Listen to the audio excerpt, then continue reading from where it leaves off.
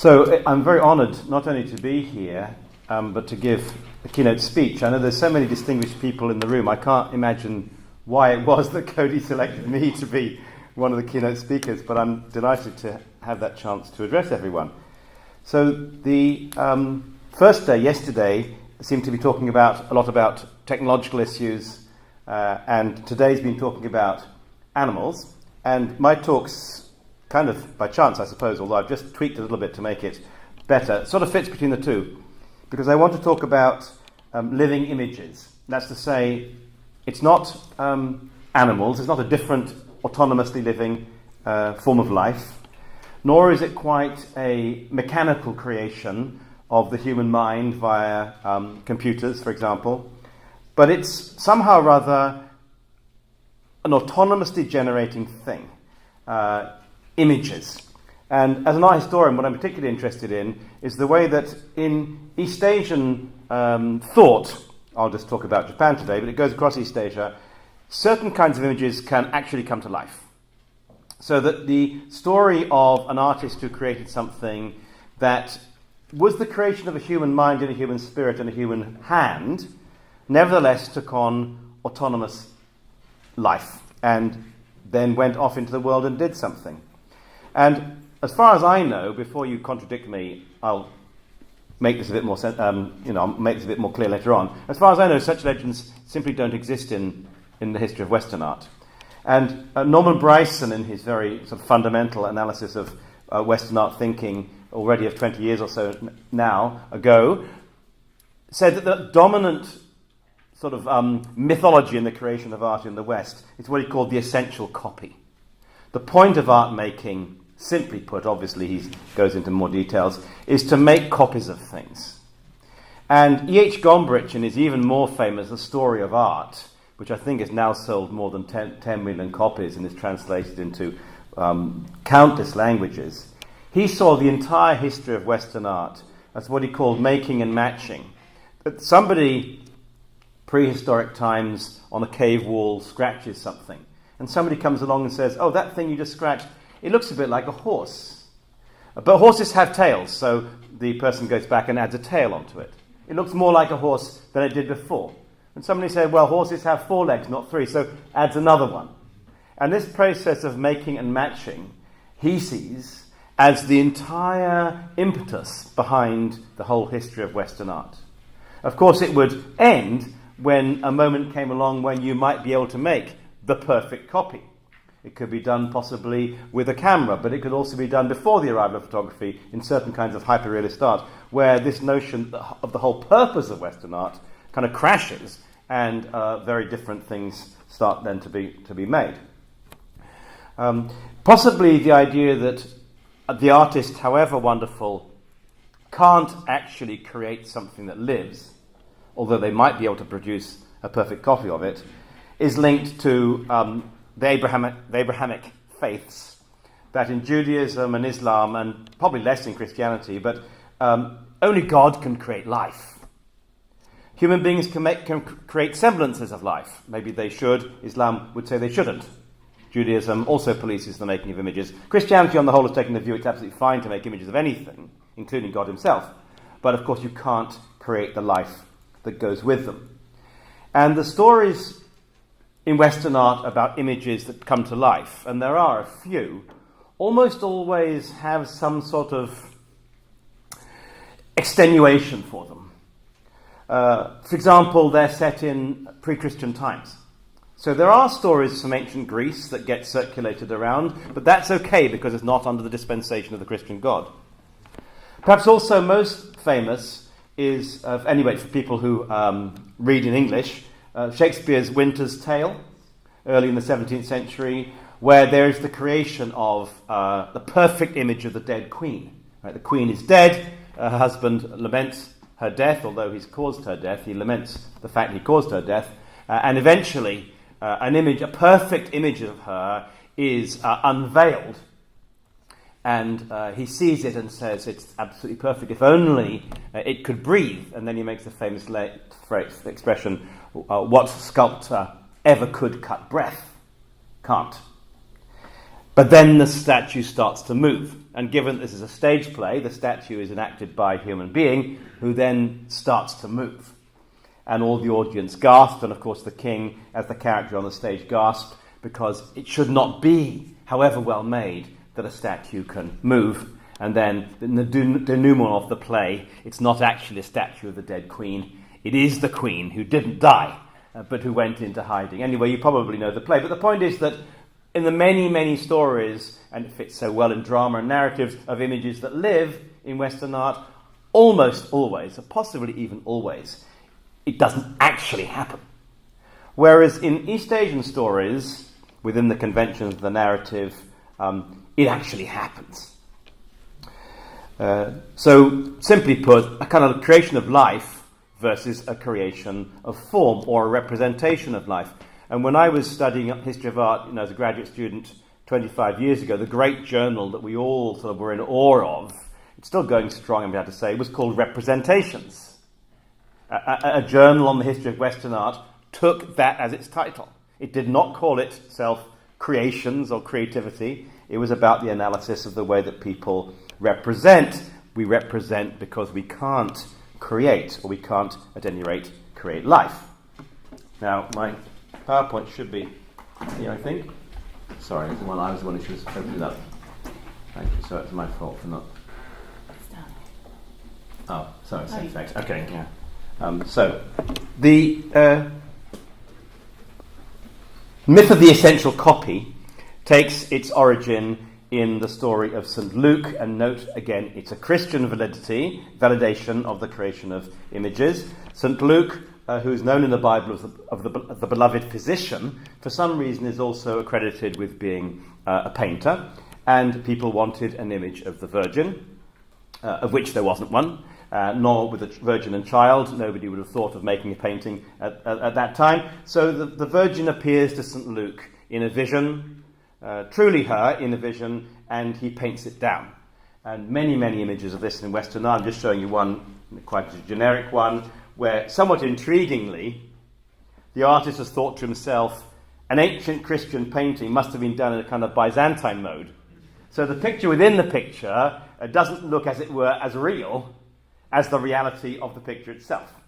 But at any rate, it's telling you that the icons that we have, of course, don't live. They might sometimes perform miracles in Roman Catholic belief, but they don't live. But they are authentic.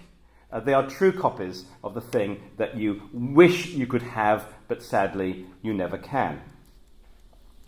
St. Luke's fundamental story in the history of Western art might be equated with one in the history of East Asian art, which is the story of Wu Daozi.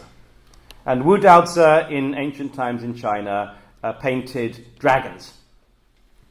And he painted dragons for the Emperor of China, and upon completion of the image, the dragons began to stir on the wall and summoned up inky clouds. So not only did the dragon begin to live, but its life force affected all the world around it, because when dragons appear, clouds come around them, and clouds came around this painted dragon that began to stir on the page. That legend was known throughout the history of Chinese art and Korean, and in Japan too. And in the Edo period, which is really my area, it is the Camel School, of course, that dominate the world of painting. The Camel School, very early on in the days of the shogunate, become the official painting atelier, and so it's the head of the Camel School who really can command and control the way that formal painting is done. And it's the brother, in fact, of the head of the Camel Painting School, Camel Yasunobu, who wrote a manual basically about what the Camel School thinks it is and thinks it's what it does. And he includes many interesting observations about what a painter should be and what a painter should aspire to. And he includes some anecdotes, and he includes the anecdote of Wu Daozi. And just reading the way he puts it, he says, Wu Daozi painted some dragons, whereupon they stirred their fins, making clouds gather and rain fall. Even the painter did not know how this came to be. This is what we call painting of the highest order. And he went on, Wu Daozi painted 5 dragons in the inner chamber of Emperor Ming's palace. From then on, whenever it rains, the fins on the dragon stir, summoning up empty clouds. So that, intriguingly, in Wu Daozu's telling, the painting sort of stays on the page. It doesn't ever exit the pictorial space, but it responds as a painting in the way a real thing would do by moving its fins and clouds coming in. Intriguingly, he says the painter does not know how he does it. There's no philosophical explanation, there's no training that you can put yourself through that will bring you up to this stage. It's something about the ability to create. It's innate. The painter has such a strong life force within himself, such an understanding of phenomena, that he can transmit this onto a page. And of course, Christianity, Islam and Judaism could not tolerate such a legend. Wu Daozi is one such, but Zhang Shengyou went even further. Now, neither of these artists have any extant works today, and of course it's important for the myth that they don't, because if you could look at one and say, how could that go? But Zhang Shengyou, at any rate, went even further. Although his name is possibly less famous than Wu Daozi, he made paintings that actually left the page. The wall or the paper or the silk could no longer contain them, and they flew off. This is a Japanese painting from the late 18th century. The legend continued. Again, it's the creation of a dragon. In both stories, it's the dragons that they paint. Why should that be? Well, possibly the dragon is the highest life form. It wouldn't be so difficult, perhaps, to give life to a cat or a rat, or we were talking about the hierarchy of animals earlier, the animals. But to give a dragon is not only a humanized animal, it's actually above humans. So that to create a dragon that comes to life is to take things to the very highest level indeed.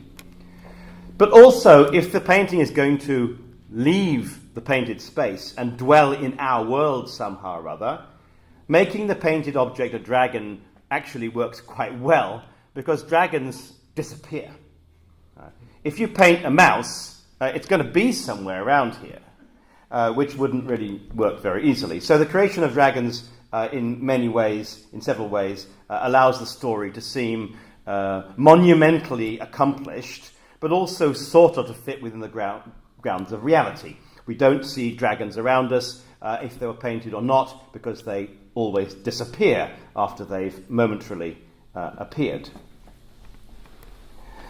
The Western story of the most similarity to this is the story of Pygmalion. I just mentioned the Winter's Tale, but that is revealed to be a ruse. Right? It wasn't really a sculpture that came to life. It's the original living queen. But the story of Pygmalion is something that does talk about a sculpture coming to life, and this is quite interesting and possibly a little challenging to the binarism I'm trying to set up.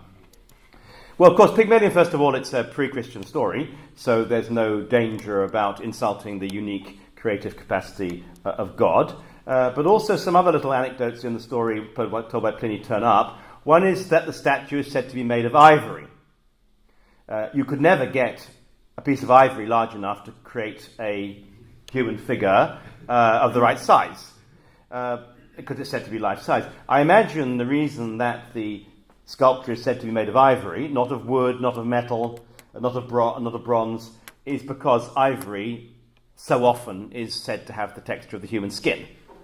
So white ivory, ivory-skinned, this is all cliches, so that it allows this artwork of art to come to life and to look, the coloration, the pigmentation, as well as the size of an actual woman. Pygmalion is the sculptor. He sculpted the work with perfect external appearance, and he fell in love with it because of its beauty. Unfortunately, being a story from the Western tradition, we hear he could not make it live. It didn't live. He wanted it to. He was the greatest sculptor. In an East Asian context, one would think he would make it come to life. It can't come to life. So what he does is he prays to Venus, the goddess of love, to stir the image for him. And that's what we see, the little Venus, or Cupid, up in the corner, enlivening the image. So actually, once again, it's not a story of an artist that can create life. It's the story of an artist who wants to create life but cannot. And here the classical divinity comes in. One imagines that in the Christian, Judaic and Islamic traditions, God would not enliven an image merely because the sculpture wanted to sleep with it. It's too trivial, all right? But as long as it's a classical God, which sort of functions within that context, it seems to be okay. Well, the images on this particular subject, this is a very, kind of like nice-looking one. Interestingly, a not so recent book on the power of images, called The Power of Images in Western Art by David Friedberg. He says, isn't it strange how this amazing story, which you think would be what artists would want to paint all the time, is almost never painted in Western art. So I'm showing you one version, but actually there are very, very few.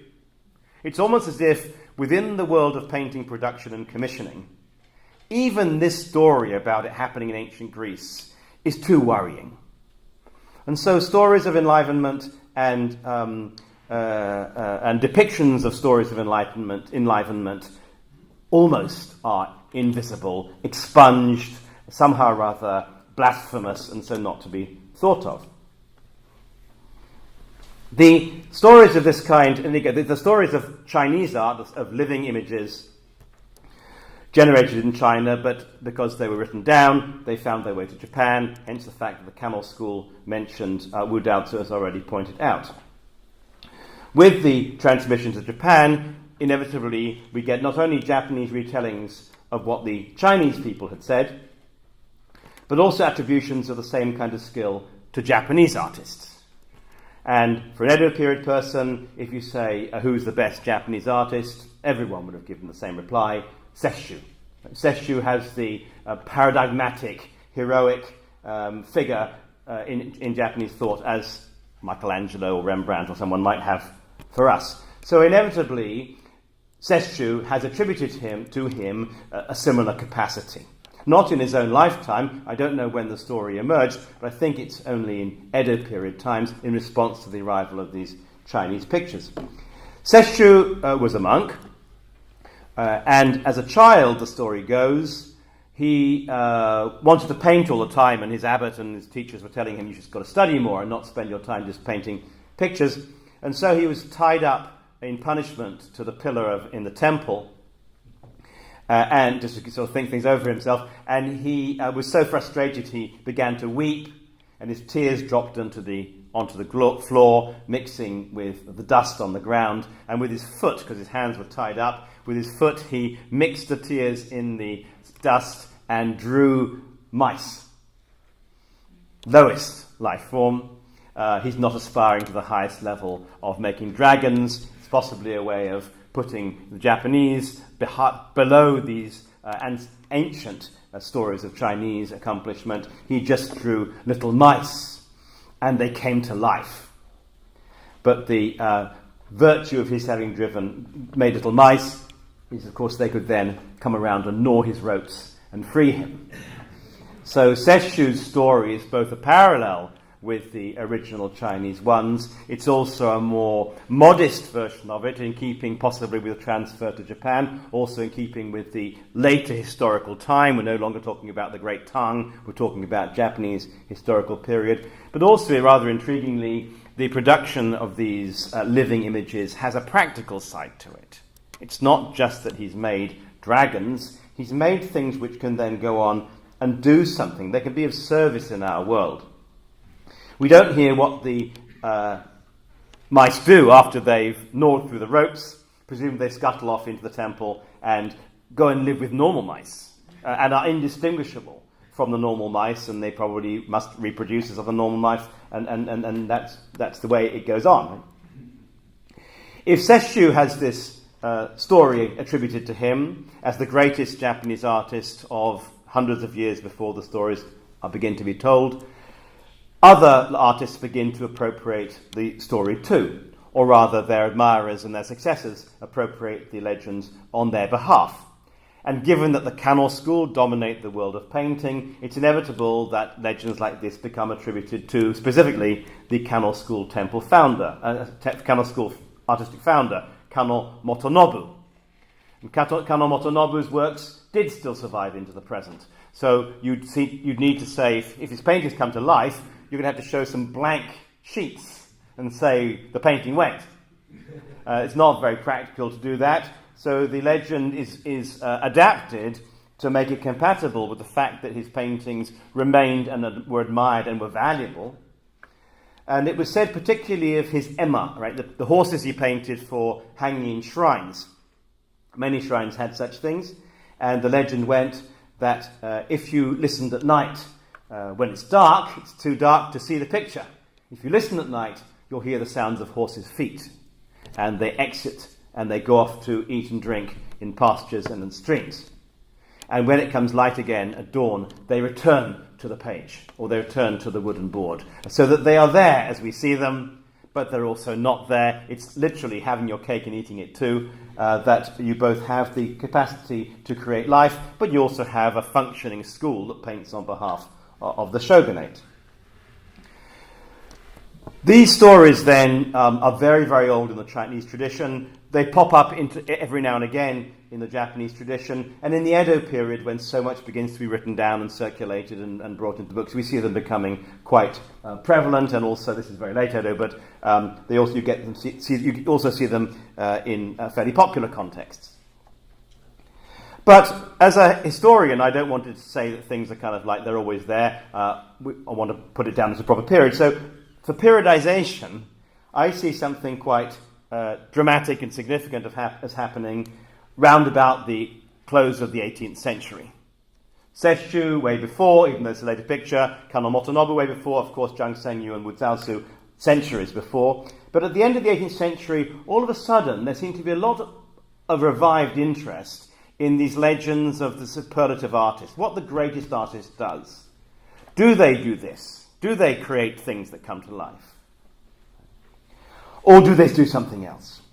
So, stories of the greatest artists that come to life, there's two that I know of from precisely this period. Doug immediately mentioned one yesterday when I was mentioning this topic. Ueda Akinari's Ugetsu Monogatari, Tales of the Spring Moon. And Ugetsu Monogatari has it's a series of stories, but one of them tells of a monk called Kogi who painted carp. Again, it's not a very high life form, but carp are beautiful things. They're close to the human being. If you're a temple person, you probably have them in ponds around the place. He loved carp. Many people came and asked him to buy the paintings, but he wouldn't sell them, treating the carp as his own children. And then Kogi is near to death, and he wonders what he's going to do with the paintings. Obviously, when he's dead, they will be cherished and they'll be bought and sold. But if they're his children, he doesn't want that to happen to them. So he loads them all in a boat and takes them off into the middle of the lake and throws them into the water, at which point the carp detach themselves from the paper and silk and swim off.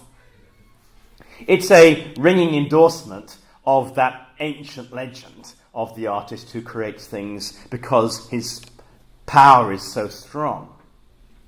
That particular story in Akinari's late 18th century telling puts this monk Kogi at a much earlier time. He's not talking about a contemporary, he's talking about antiquity.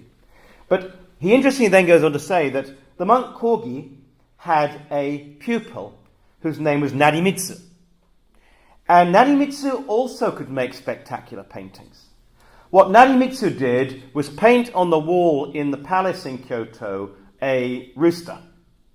Do you call them roosters in this country? Mm-hmm. Yeah, we call them cocks in the USA. They really get worried when you say that. A rooster, and the rooster did not come to life. The rooster did not come to life. Narimitsu is in a later generation. It seems that Ueda Akinari is setting up a teleology in which in high antiquity they could still make things that came to life. What Narimitsu as an excellent painter of the next generation can do, he painted the rooster and a living rooster came up and tried to attack it. So he has not created life, but he's created exactly the essential copy. He's fooled the eye of nature. He wouldn't have fooled a human being. Human beings can tell it's a painting, but the naive eye of the rooster is deceived. That Akinari took these two artists and made one of them into the pupil of the other. This sequential telling, I think, is very interesting for what was happening at the close of the 18th century. Of course, the close of the 18th century is the period of Rangaku, of Dutch studies, in which knowledge of Western art came into Japan in very significant amount, including large numbers of books which told stories of Western artists. It wasn't just imported pictures. The mythology of the productivity of Western art is also a part of it. And in that context, it's interesting to think of the greatest artist of the end of the 18th century. This is not what I say. This is what anyone alive at the time, if you said, who is the greatest artist, everyone would have said, Maruyama Okyo. Absolutely the most famous artist of the latter part of the 18th century. He painted in what he called the Shinyo. He had a new concept. He painted in the Imperial Palace in Kyoto. He also painted for townspeople. He painted for temples. He's one of the first artists who's ever said, and probably did, paint for all classes and for all types. One artist I'll come back to in a minute, Chiba Kokan, who was an artist in Edo, when he made one of his only trips down to Kyoto, and he went around looking restaurants, bars, not palaces, but temples, and he said, it's as if every painting in the city was made by Maruyama Okyo. So Okyo then has attributed to him the same story. Probably not actually in his lifetime, but shortly afterwards, and it actually fits Yoshitoshi, who these two are actually on the same page. Yoshitoshi is shown as Maruyama Okyo. And his skill was supposed to have been to create the painting of a ghost. So we're back in the world of, they're not as high as dragons, but ghosts, of course, are a special kind of life. And to paint a ghost that comes off the page and lives, well, what does living actually mean for a ghost? It's not going to inhabit our world in the long term. It'll disappear. Therefore, there's no kind of pedantic logical objection to the notion of a ghost that comes to life and comes off the page. But it's possibly also because Okyo's particular forte was said to be in the production of religious icons of an extraordinarily compelling kind. His great patron, Yujo, was the abbot of the Emmayin, which is a wonderful temple just by Lake Biwa. This abbot, Yujo of the Emmayin, wrote down many things that Okyo had said to him and had painted for him. And he said that in this modern world, people don't care about the faith anymore. They behave in wicked ways. And so I commissioned Okyo to paint a scroll showing the rewards of good and bad karma. How things that you do well in this world will rebound and make things good for you in the future. And how things that you do wickedly in this world will impact on your future lives too. And Yujo said, when I unroll this scroll in front of people, they begin to sweat. Their hair stands on end. Sometimes they fall over and they leave my temple swearing to improve their lives. That's what Okyo is said to have done. Another temple, the Toji, commissioned scrolls from Okyo on a similar theme. They don't survive in the Toji today. Those ones about the good and bad karma, they do survive today. The ones in the Toji said the abbot can never even hang them up, because if he hangs them up in front of wicked people, they foam at the mouth and faint. So in other words, what Okyo is able to do is to impart into pictures a very, very special kind of power. And in order to explain the power of his work, they say they come to life. But in order to make that living something more than just creating a mouse or even a dragon, it is a figure from another world that intrudes onto our world, which he's able to paint. Well, Okyo and Akinari actually did know each other. At any rate, they had many, many friends in common. So they are thinking about changes in pictures within this period, 1770s, 1780s, which, as I said, to reiterate, is the period of Rangaku. Now, Akinari made a few comments about Western learning. It wasn't really his thing, but he was fully aware of it. Maruyama Okyo, by contrast, we know from Yujo's diary that he was a great consumer of imported anatomy books. In other words, he's not a doctor, but he wants to know how the human body works.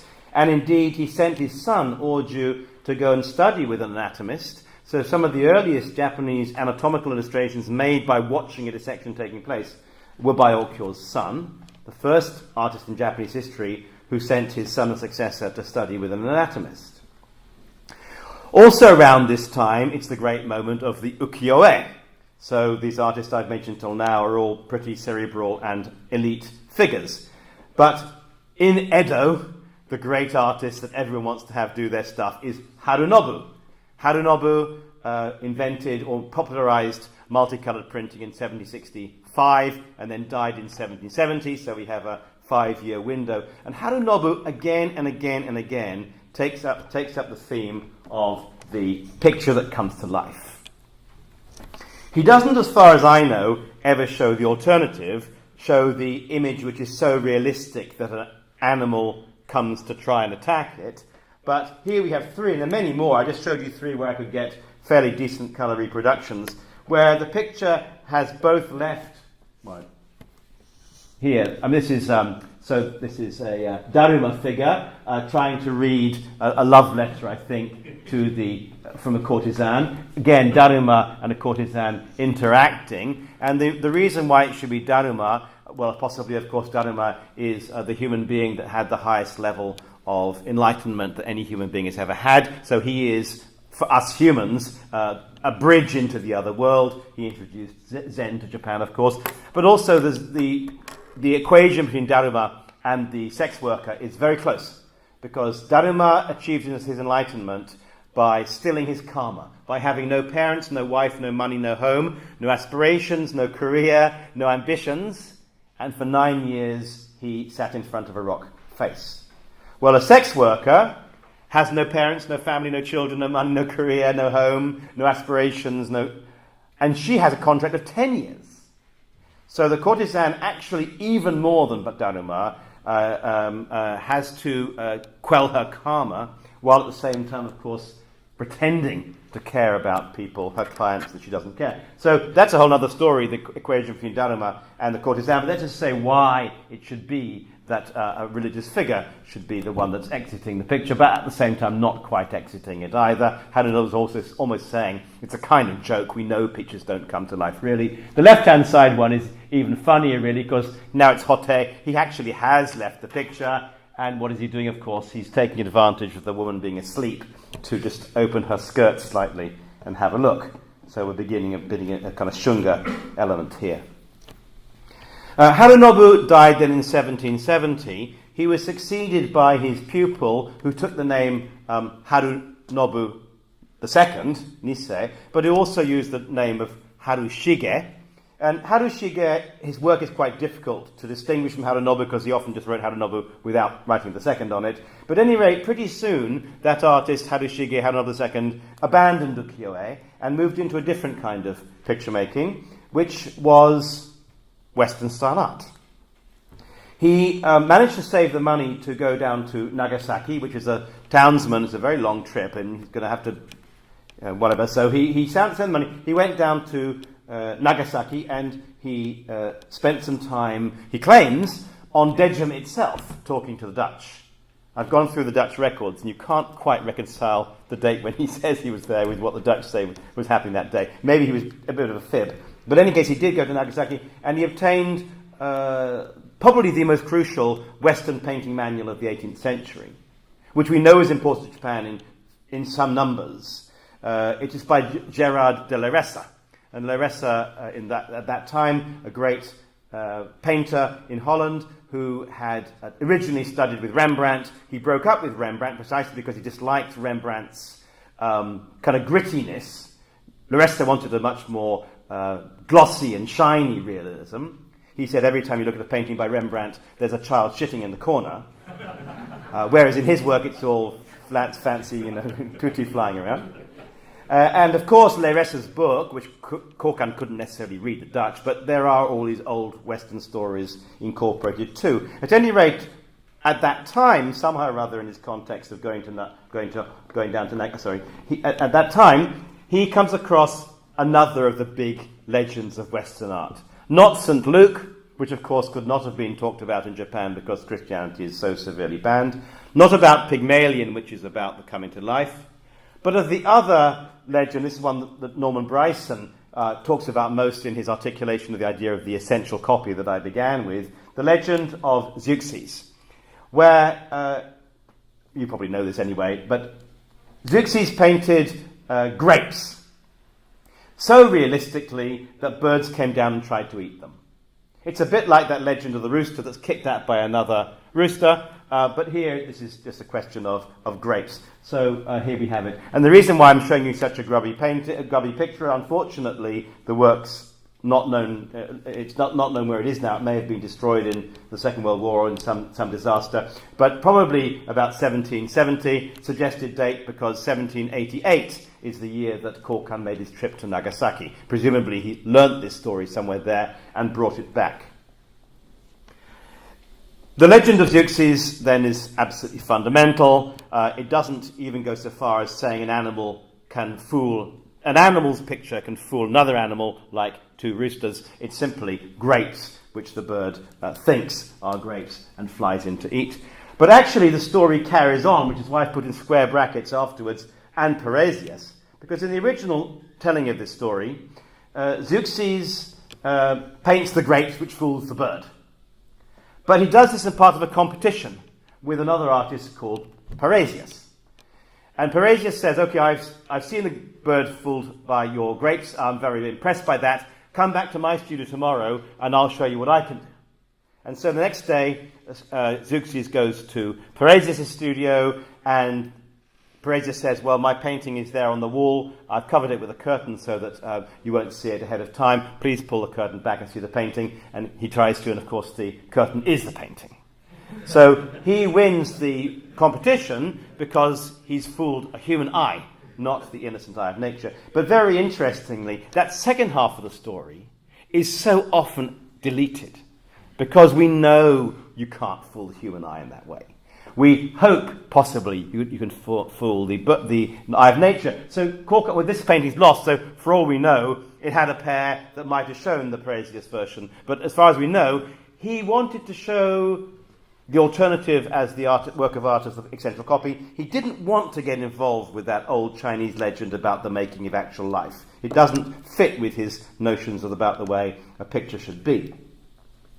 However, art historians love to trace sources, and the work that Kokan must have used as the basis of his Zeuxis does actually have on the right-hand side Parrhasius and the curtain. And he's collapsed them into one space, because really they happened in separate places at separate times.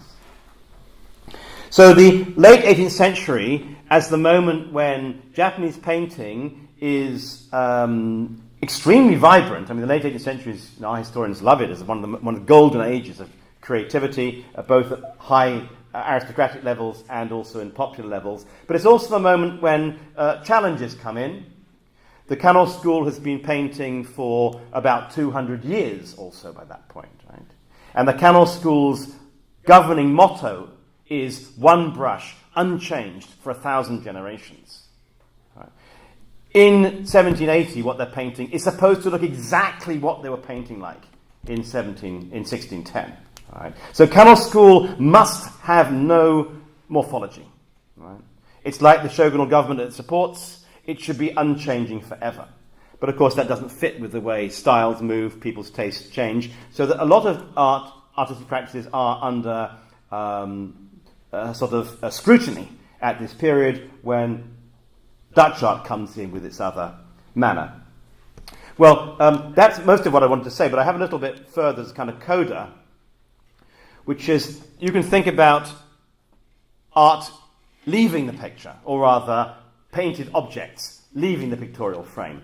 But there is another form of legend which I haven't mentioned and very briefly to say, which is about people that fall into the picture. It's the other way around. We enter the pictorial space. Now, as far as I know, do correct me if I'm wrong, this legend hardly exists in Japan. It's common in China, quite common in China. People who fall into the picture and marry somebody in the picture and then leave the picture with their child still painted on there, something like that. I don't think such stories exist, but we do in Japan get slightly similar things. Take the case of Tanumara Chikuden. He's absolutely not a Dutch-style painter. He's totally not an ukiyo-e artist. He's somebody that works very consciously in the Chinese style, so that he's likely to be espousing the notions that the great artist can create actual real living forms. But in this is just a generic work by him, the kind of landscapes they call landscapes of the heart. Right? What he's depicted is the stuff in his own chest. But I wanted to show you a little detail. I couldn't get the entire work, I'm sorry, but what you basically have is a picture very much like the one on the right. But it has a detail of people bobbing around, 4 people bobbing around in a boat together. One person's the boatman on the left, and then 3 people looking at something they've got on their knee.